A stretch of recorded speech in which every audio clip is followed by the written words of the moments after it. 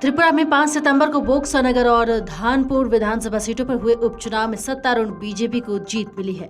बोक्सानगर और धानपुर सीटों पर हुए चुनाव के लिए शुक्रवार को वोटों की गिनती संपन्न हुई और चुनाव आयोग के आंकड़ों के मुताबिक दोनों ही सीटें बीजेपी के खाते में गई है। दोनों सीटों पर बीजेपी और विपक्षी communist party of India Marxist. दरअसल बोक्सानगर और धानपुर सीट पर टिपरा मोथा और कांग्रेस के तौर पर दो अन्य विपक्षी पार्टियों ने अपना उम्मीदवार नहीं उतारा था। बीजेपी की तरफ से तफज्जल हुसैन बोक्सानगर में और बिंदु देवनाथ धानपुर में चुनावी मैदान में थे। वहीं सीपीआईएम ने बोक्सानगर में मिजान हुसैन और धानपुर में कौशिक चंदा को मैदान में उतारा था। शुरुआत में दोनों सीटों पर थोड़ी टक्कर देखने को मिली, लेकिन जल्द ही नतीजे बीजेपी की ओर शिफ्ट होने लगे।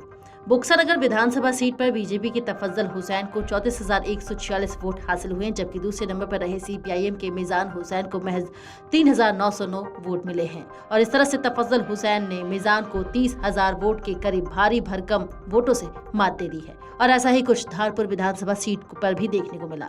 यहाँ बीजेपी के बिंदु देवनाथ ने 30,017 वोट हासिल किए और सीपीआईएम के कौशिक चंदा उनसे 20,000 वोटों से पीछे रहे और चंदा को 11,146 वोट हासिल हुए। अब आइए जानते हैं कि दोनों सीटों पर उपचुनाव आखिर क्यों किए गए। दरअसल त्रिपुरा के बोक्सानगर विधानसभा सीट से सीपीआईएम के शमशुल हक विधायक थे, लेकिन उनके अचानक निधन से ये सीट खाली हो गई, जिसके बाद इस सीट पर उपचुनाव करवाने का फैसला किया गया। वहीं धानपुर सीट पर उपचुनाव इसलिए करवाए गए क्योंकि केंद्रीय मंत्री प्रतिमा भौमिक ने इस सीट से विधायक पद से इस्तीफा दे दिया। उनके इस्तीफे के बाद से ये सीट खाली हो गई थी। दोनों सीटों पर जीत के बाद राज्य में सत्तारूढ़ बीजेपी के विधायकों की संख्या अब बढ़ गई है।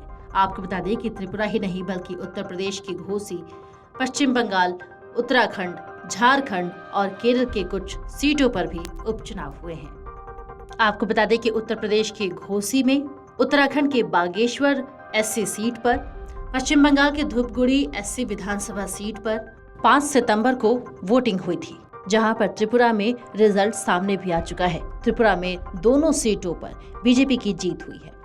Video desk अमरउजाला.com। अमर उजाला अब आपके टीवी पर भी। अपने स्मार्ट टीवी पर YouTube पर सर्च करें अमर उजाला, चैनल सब्सक्राइब करें और देखें ताज़ा खबरें, वो भी HD क्वालिटी में। और हाँ, बेल आइकन दबाना ना भूलें ताकि हर खबर हो आपके घर। अमर उजाला, निष्पक्ष, निर्भीक, निरंतर। अमर उजाला अब आपके टीवी पर भी। अपने स्मार्ट टीवी पर YouTube पर सर्च करें अमर उजाला, चैनल सब्सक्राइब करें और देखें ताज़ा खबरें, वो भी HD क्वालिटी में। और हाँ, बेल आइकन दबाना ना भूलें ताकि हर खबर हो आपके घर। अमर उजाला, निष्पक्ष, निर्भीक, निरंतर।